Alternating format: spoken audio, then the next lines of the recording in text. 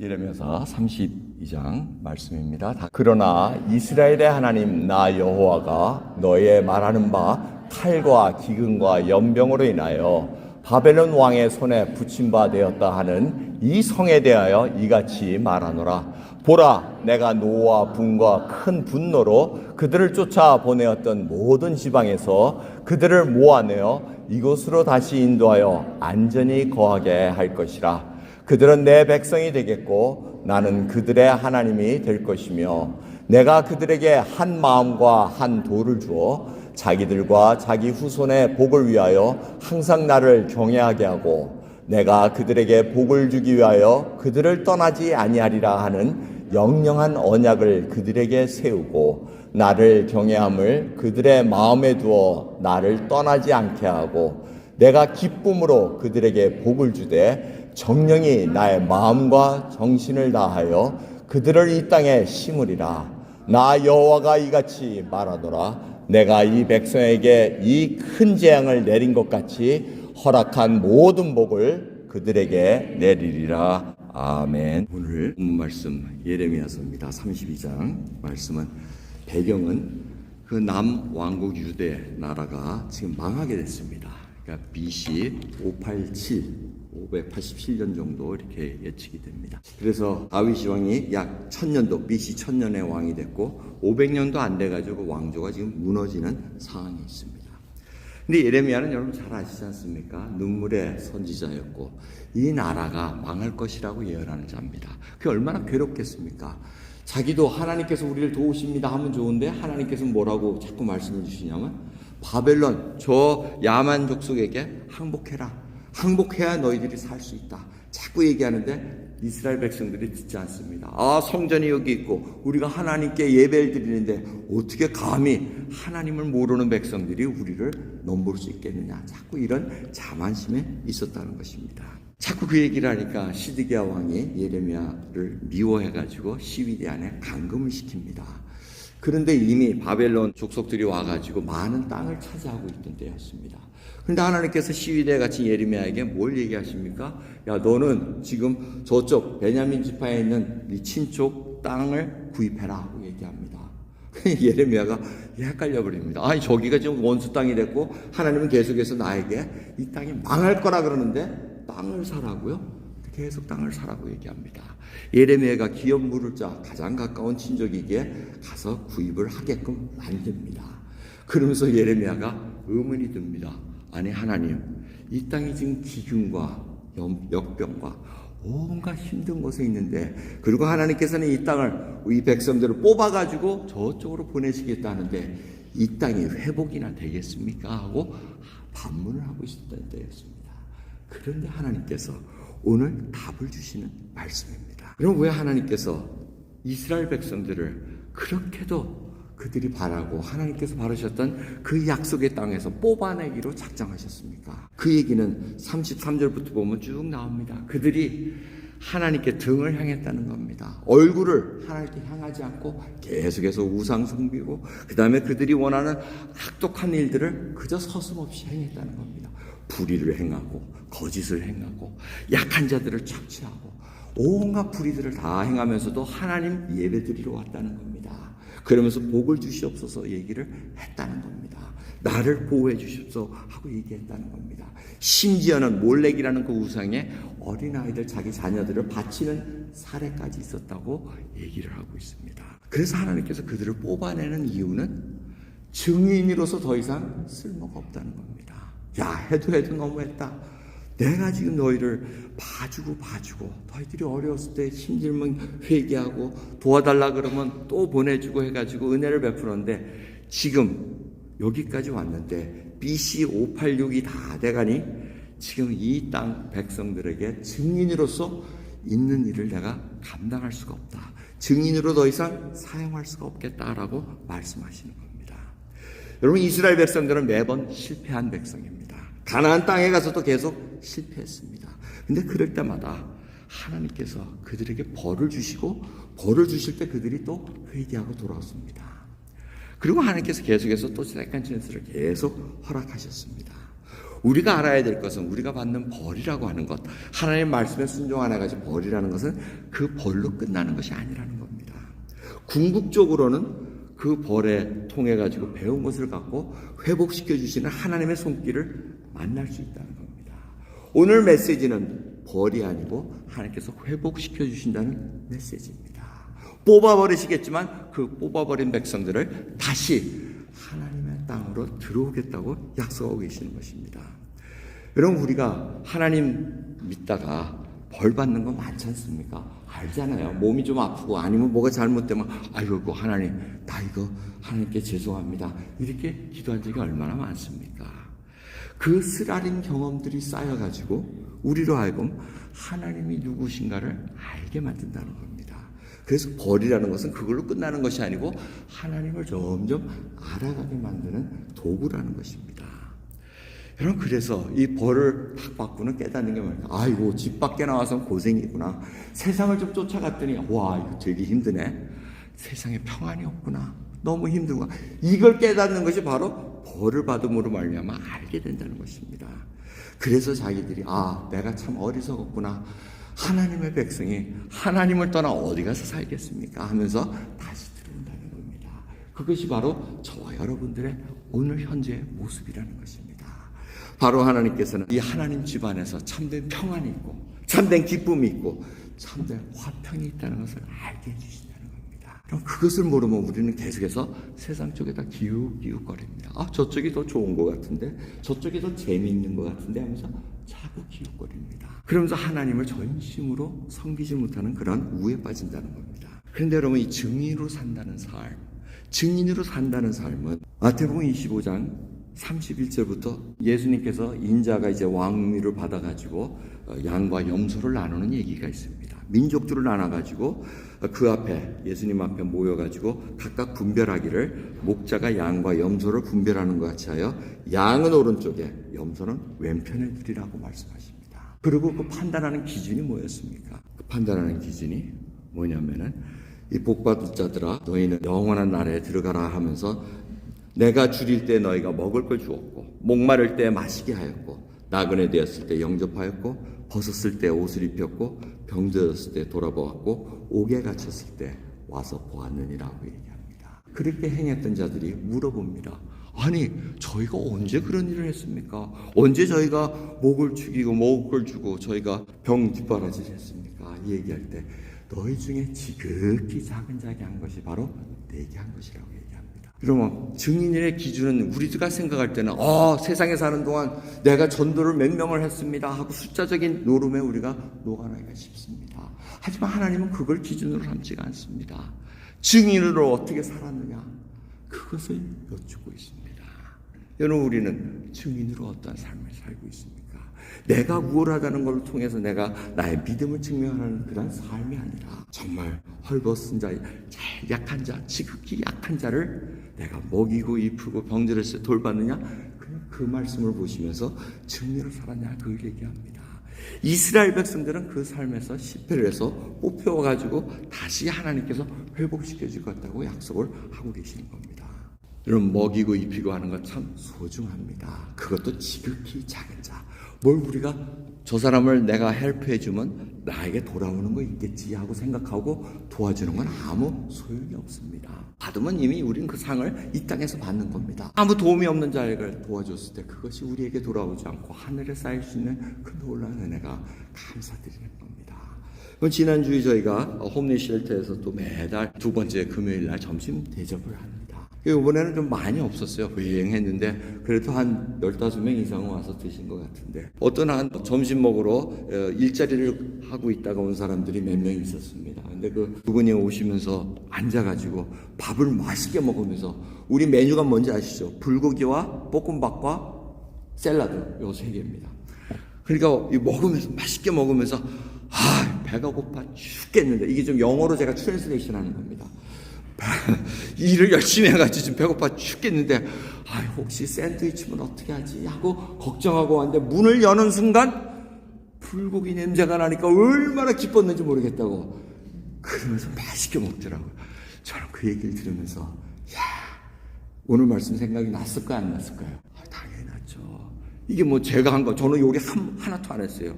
요리는 우리 다른 분들이 하셨고, 우리 성도님들의 물질로 말미암아 그분들을 공급하는 힘을 얻고 했다는 것입니다. 우리 모두가 한 것이지, 뭐 담당한 자가 수고했습니다, 이 얘기하는 거 절대 아닙니다. 이것이 바로 교회의 힘입니다. 이것이 믿는 자들이 할 수 있는 능력이라는 것입니다.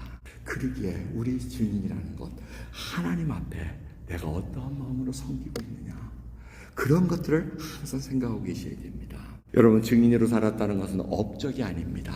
내가 뭐 이만큼 했습니다, 교회를 많이 지었습니다, 여러분, 그게 아니라는 것입니다. 눈으로 보이는 실적이 아니라 내가 예수 그리스도의 삶을, 예수 그리스도의 향기를 뿜어내야 하느냐, 그겁니다. 여러분, 증인으로 살아가기 위해서 세상의 소금과 빛을 감당하기 위해서는 항상 시험을 거쳐가야 됩니다. 여러분, 학교 다니면서 시험을 보시면서 다 통과하셔가지고 지금 여기까지 오신 거 아니에요? 초등학교 지나고 중학교 지나고 고등학교 지나고. 이 시험이라는 게 뭡니까? 저는 시험이라면 아주 학을 띠는 사람입니다. 왜? 박사학위 퀄리파잉 시험을 3번이나 떨어진 사람입니다. 그리고도 이 시험만 보면 덜덜덜덜. 그래서 제가 성경 공부할 때 여러분들에게 시험을 강요하지 않습니다. 그것까지 몰아가고 싶지가 않아서. 근데 그걸 안 하면 실력을 어느 정도는 알 수가 없습니다. 시험이라는 거는 실력 평가입니다. 얼마나 알고, 모르는 것을 만났을 때, 아, 내가 뭐가 부족하구나, 이거를 알아야 되는 것이 시험이지, 떨어뜨리려고 하는 것이 시험이 아닙니다.